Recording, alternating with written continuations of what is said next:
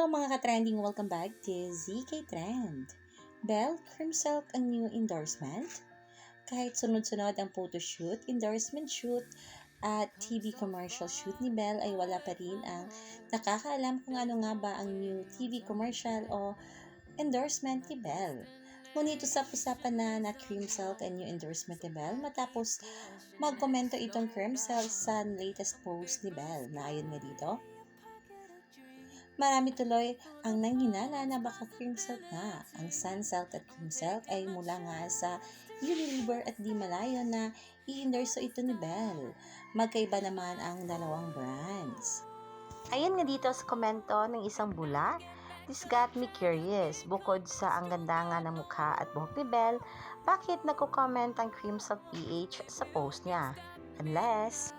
Marami nga kasi ang nagtataka bakit nagkomento ang Crimsilk sa naturang post ni Belle. Kaya nga mga kabablis, yan ang ating aabangan. Kayo mga ka-trending, anong opinion nyo at reaction nyo tungkol dito? I-comment na. Hanggang dito na lang. Maraming salamat sa inyong patuloy na panonood.